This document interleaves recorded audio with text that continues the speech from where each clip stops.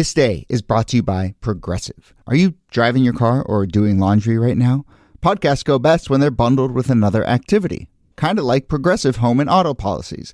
They're best when bundled too. Having those two policies together makes insurance easier and could help you save. Customers who save by switching their home and car insurance to Progressive save nearly $800 on average. Quote a home and car bundle today at Progressive.com. Progressive Casualty Insurance Company and Affiliates. National average 12-month savings of $793 by new customers surveyed who saved with Progressive between June 2021 and May 2022. Potential savings will vary.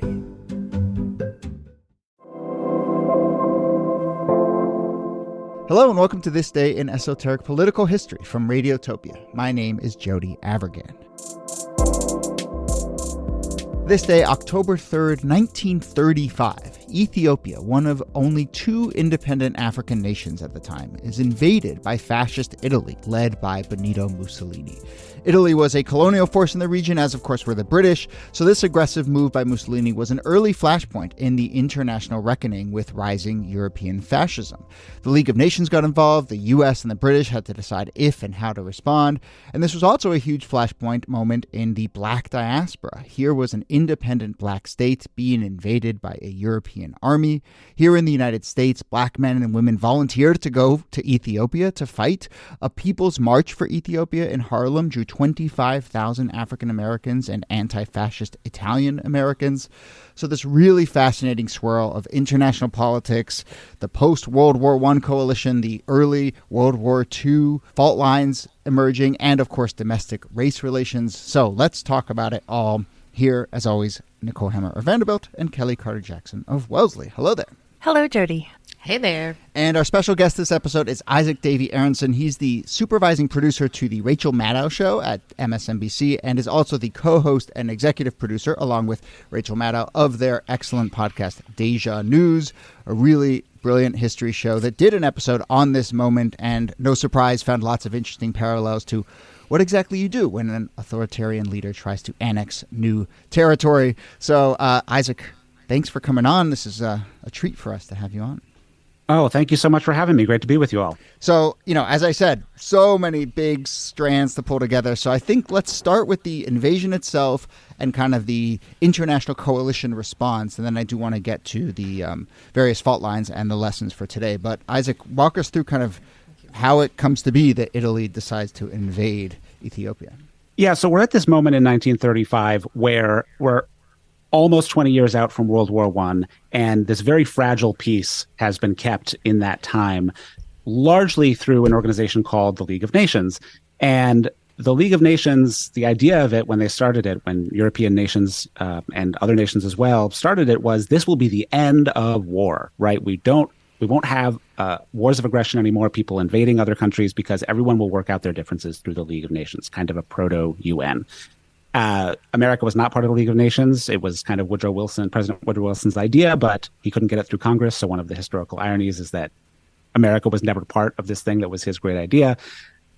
And the peace has been held for this time very fragilely, but it's really starting to come apart by 1935. Japan has left the League of Nations because they would like to be free to invade and conquer Manchuria. And Germany has left the League of Nations under Adolf Hitler because they would like to be free to build up their military. And now Italy is saying, well, we want to expand our empire. The de facto leaders of the League of Nations, the two major European powers, Britain and France, have these massive colonial empires. And Italy and other nations as well, they're like, hey, you guys have these massive empires. We want to build ours too. Why should the League of Nations stop us from doing that? And so Italy makes very clear that they are planning to invade and conquer Ethiopia, the African kingdom of Abyssinia. And at this time, what the League of Nations is supposed to do, because Ethiopia is a founding member of the League of Nations. As you said, it's one of the only two independent nations left in Africa at this time, and they're a founding member of the League of Nations. And the idea of the League is no one's allowed to invade anybody else, and everybody comes to everyone else's aid if they are under threat. And so at this moment in 1935, Italy is making clear that they want to do this. They want to add Ethiopia to what Mussolini sees as this expanding Italian fascist empire. The leader of Ethiopia, Haile Selassie, is calling on the League of Nations to do something about it, and the League of Nations is kind of stuck, and they don't know what to do, and they don't do very much other than impose a few sanctions on Italy. And so on October 3rd, 1935, Mussolini does indeed invade Ethiopia with just this devastating set of bombing raids. Well, this conflict really reverberates around the globe, but particularly in the Black community. What really shocked me about the story is how much there is an awareness of what is going on all around the world, and that Black communities all across the United States are outraged that something like this could happen, because they see Ethiopia or Abyssinia and Liberia and Haiti as these like final last standing beacons of Black independence and Black nationalism. And so these countries represent sort of like the last, stronghold of Black independent nations. And so if the League of Nations is not willing to protect one of its founding members, then the whole system feels, fraudulent. I think in addition to Ethiopia looming so large in the Black imagination, there's also this awareness, and 1935 seems to be a pretty important moment for this, of Black anti-fascism. I mean, it's one of the big stories of the 1930s is that Black Americans cotton on to the idea of fascism as a serious threat that needs to be stopped everywhere that it appears, in a way that it takes at least the leaders of the United States and European powers to wake up to it. And Ethiopia is such an important test case, because it's a test case that the nations that would end up becoming the Allied nations in World War II fail. Yeah. Yeah, and one of the things you see, for instance, in New York City is that in addition to all of the Black Americans who were actually signing up to go to war in Ethiopia, including this fascinating story of one Black aviator who went over to Ethiopia and sort of became the head of Ethiopia's very, very tiny air force. There is this coalition that's formed between white anti-fascists and Black anti-fascists and Black Americans who are supporting Ethiopia, and they have rallies and they have marches together, saying simultaneously, right, we have to protect this one of these last beacons of Black power in the world. And at the same time, if you don't do that, one of the reasons that we have to do that is because this is a domino that's going to fall in the fascist expansion, and you need to stop this now before it gets any worse. And we've touched on this show of the people who just, I guess, a few years later, were going to Spain to fight fascism there, so you can see the seeds of this sort of coalition and anti-fascist grassroots movement playing out here.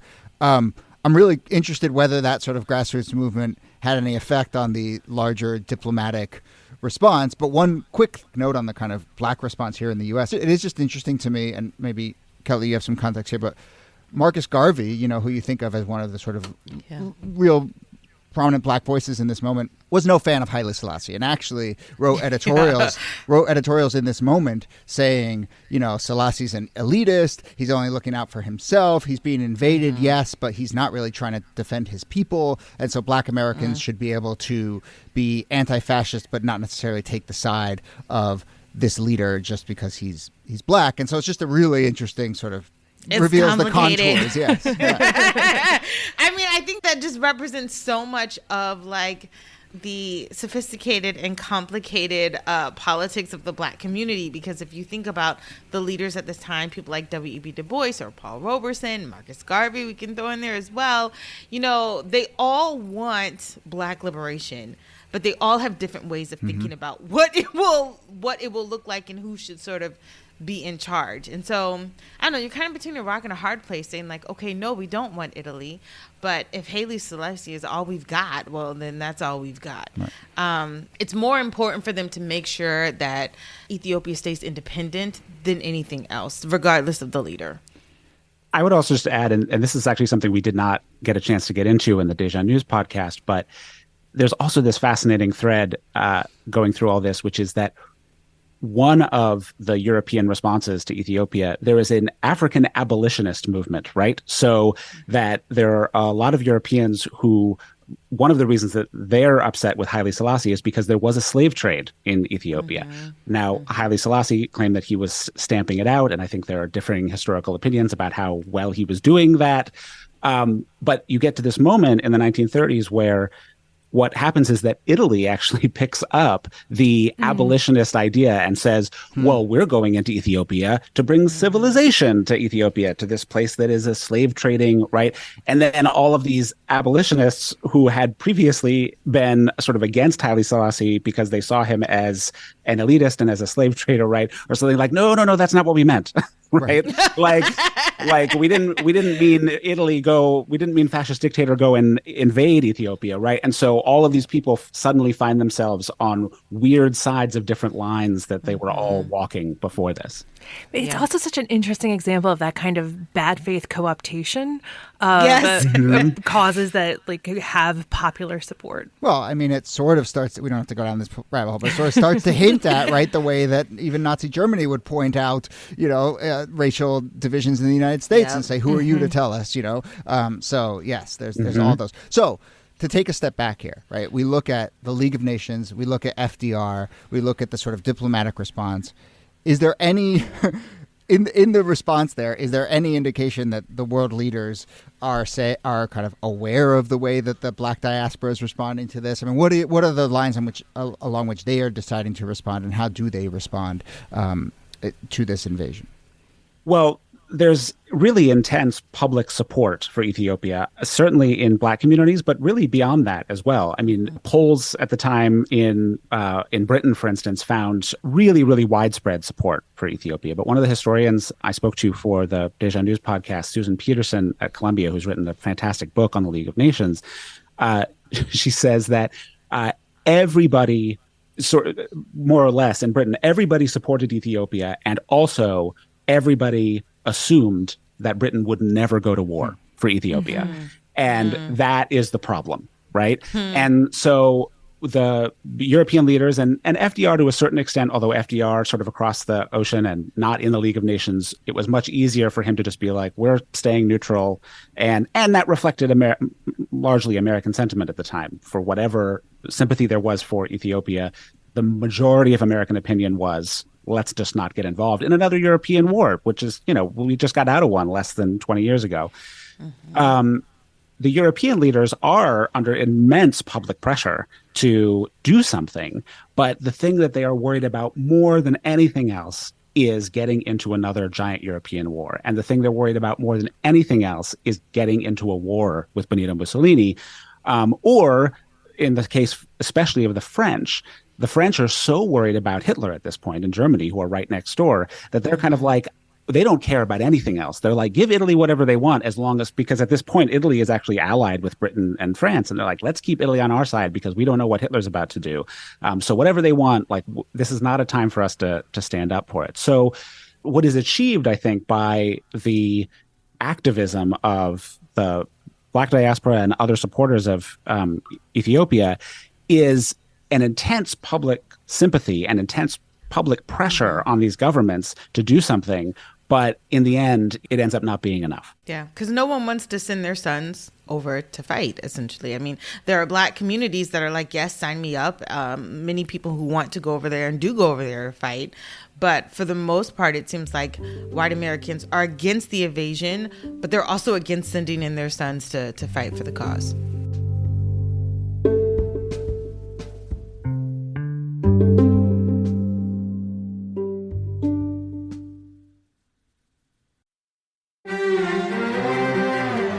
You're used to hearing my voice on the world, bringing you interviews from around the globe. And you hear me reporting environment and climate news. I'm Carolyn Beeler. And I'm Marco Werman. We're now with you hosting the world together. More global journalism with a fresh new sound. Listen to The World on your local public radio station and wherever you find your podcasts.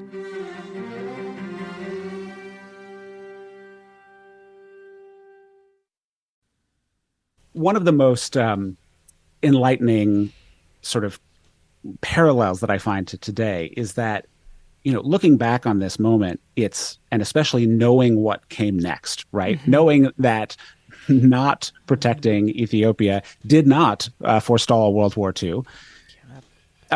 it's very easy to look back on this moment as a sort of very simple morality play and say people should have protected Ethiopia and they didn't, and that was bad, and that was a wrong decision. And that's a perfectly fine analysis of of what happened historically, I think. But there is a way in which I think we can also have empathy for the people who are trying to make these decisions in the moment, whether they be leaders or just citizens who are trying to figure out where they stand on all this. When you've just been through this absolutely cataclysmic war in World War I, I mean, Europe is just littered with wounded veterans. Everyone's lost family members and friends. What they want more than anything is to avoid another giant war, and they're trying to figure out how to do that. And in one way for them to look at the Ethiopian conflict, the Italian-Ethiopian conflict at that point is, well, our choices here are small war or big war. And so some of us feel that we are actually morally in the right to choose the smaller war if that's going to forestall the bigger war. Obviously, we know in hindsight that it didn't, but you can understand where they were coming from. And I just find that to be that sort of empathy across generations in dealing with these moments like this, I find to be really helpful in grappling with the sort of the moment that we're in right now with Russia and Ukraine and how to grapple with that. Yeah. And, you get into some of this in the episode, and, we will get to some of those bigger parallels, but just to paint the contours and the texture of what's going on in these moments. I mean, just even here in New York City, where obviously there's a huge Italian immigrant and Italian-American population, as well as obviously tons of African-Americans, there's like rallies kind of weeks apart, right, at Madison Square Garden, where there's one anti-fascist rally and then there's one pro-Italian rally. And, they're Italian Americans who are supporting their country, and Mussolini are melting down their rings to send to build armaments in Italy. There's celebrations in Little Italy when the invasion happens. And then obviously, as we mentioned, there's these huge anti-fascist rallies. I think I read that there were reports of just like Black kids and Italian kids brawling at public schools, and this NYPD needing to go in, and so it is just kind of playing out in all these ways, big and small. Yeah, it's happening in one sense far away, and in another sense, it's incredibly personal to everybody here, which is another, I think, almost exact parallel to this current moment, and it's one we interviewed Deborah Cohen, a historian at Northwestern, whose fantastic book "Last Call at the Hotel Imperial" is partly about this moment, and that's one of the things that she really points to is how these conflicts, even though they are giant geopolitical conflicts, they can feel incredibly personal, and they can be all bound up with the way that we see our personal relationships, with the way that we want to live our lives. And in New York at the time, this is playing out in one way in these sort of brawls between different communities. I mean, Fiorello LaGuardia, the probably the most famous mayor of New York of all time, liberal icon, right, was Italian and was a supporter of Mussolini. He at least at that time, he was supportive of the invasion. But also, people at that time were having these great disagreements amongst themselves in their circles, or even between husbands and wives, about what were the obligations of countries and armies and people in the world to Ethiopia and to other countries, and how to prevent these things. Or were you being naive if you thought that this was something that you could prevent? I mean, Mussolini's going to do what he's going to do. How could we even pretend that we would be able to stop him? So these are really personal things, and you definitely feel that today too. The other thing I'm struck by in the Ethiopia story is how it prefigures the kind of connections between geopolitics or foreign policy and domestic politics. I think people are familiar with the idea of the double V during World War II, the idea that you're forging the fight against fascism abroad with the fight against racism at home. But even in this moment, A. Philip Randolph, who's a big figure in that double V campaign, is looking at the invasion of Ethiopia, and he's saying, look, this is not separate from the repression of Black people in the United States. We need to be fighting this kind of two-front war. And that linking up, it's happening now, right? As we think about authoritarian people abroad, we think about authoritarianism and the potential for fascism at home, and those fights become linked in really important ways that draw us out of the question of like these big moving superpowers and towards kind of the domestic and internal politics and trying to think about how to make the home front a little better. Absolutely. So as we wrap up, I suppose permission to really connect the dots for all of us. Okay, we've been sort of hinting at it throughout, and Isaac, I'm sure listeners have heard you say a bunch of things where they're like, oh right, of course, including I'm struck when you say everybody supported the invasion or everybody supported the invaded country, but also assumed that we would never actually get involved. I mean, that's such a clear parallel. The other one I noticed is just kind of in the way that this invasion by Italy plays out. It's kind of 2 years, and then it culminates in a really aggressive, brutal attack. And, tell me if I'm wrong here, but to me, I think part of the lesson there is you can't just put your fingers in your ear and hope, and that aggressors tend to get more aggressive, right? So intervention of some kind is the only way. It's not like they're just going to change course just over time or naturally. But, Go for it. What are the things that left you thinking about this current moment as you explored this story? Well, certainly it was the case that a lot of people who were arguing for intervention against Italy and in protecting Ethiopia were saying, if you let Mussolini get away with this, then it's going to be a lesson not just to Mussolini, but to Hitler and to dictators around the world that no one's going to stand up to them. And that is absolutely what happened, right? The League of Nations loses all credibility after this incident, and people realize that the League of Nations is not going to stand up. And now, that said, it's impossible to say, we can look back, and if Britain and France and the League of Nations had stopped Italy in 1935 from invading Ethiopia, we wouldn't have had World War II, right? You can't do that sort of historical looking back and being sure about anything. But it does contain this lesson about what needs to happen. And also, Britain, for instance, had at its disposal, Britain and France and the League of Nations had at its disposal certain tools that they could have used short of war that they didn't use because they were afraid that it would cause war, right? One of them was that Britain could have closed the Suez Canal, which which they controlled and was the body of water that Mussolini was using to transport all the troops to Ethiopia. And they could have put an oil embargo on Italy, which I think is, of course, this really interesting parallel to today, where there was a lot of argument about having an oil embargo on Russia, right, over Ukraine. Surprisingly to a lot of people, I think, European countries rallied around it and have actually cut off, for the most part, oil from Russia. But there's always this question hanging over it of how long is that going to last? What about next winter when prices get high again because there's not enough oil and gas, right? Is that going to be the moment where there's a break in the solidarity against Russia? We've gone through these questions before. And of course, the decision in 1935 was we're not going to do an oil embargo precisely because we're worried that it will anger Mussolini so much that he will declare war and then we'll be in war with Mussolini. But the last thing I'd say is that as much as I see, these very clear parallels between these situations, I also don't think that it's I don't think it's a comparison in which you're and therefore this tells us what we need to do. Right. It's instead, I find it just enlightening, and in a weird way, I feel like comforting is the wrong word, but it is, but it's almost the right word. It's people have gone through this before, and just seeing that people have grappled with these decisions before and have had the whole range of emotions and opinions about it that we have today. It helps, I think, in also seeing what the range of emotions and opinions can be about this today, and then finding our way through it as we grapple with it again. I think that's a great note. Yeah, that's great. Yeah. So we will leave it on that note. Just things to think about and grapple with. And so do go listen to that episode. And I guess we're also remiss in not pointing out that Kellie was on an episode of Deja News as well. So you should go check that one out if you haven't. It was on. Well, I'll let you explain. The reverse freedom rights. Yeah. So we did an episode of that, and then you did a really big, brilliant deep dive on that on Deja News. So Kellie's part of Episode 5, Taken for a Ride.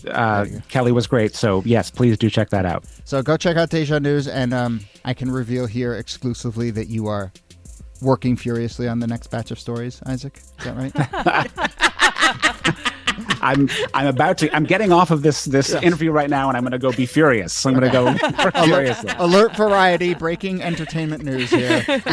Just got a push notification. Yeah, producer is working hard at his job. Okay.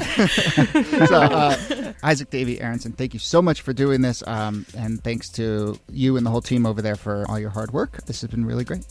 Thanks so much for having me. This is great. Nicole Hammer, thanks to you. Thank you, Jody. And Kellie Carter-Jackson, thanks to you. My pleasure.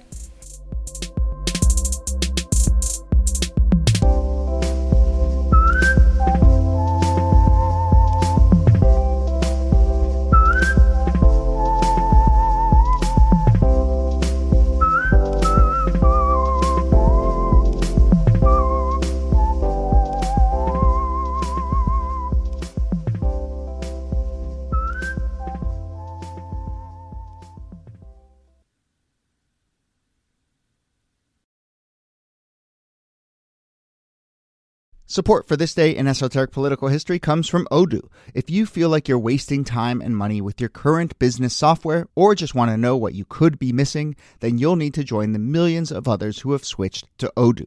Odoo is the affordable, all-in-one management software with a library of fully integrated business applications that help you get more done in less time for a fraction of the price. To learn more, visit odoo.com/thisday.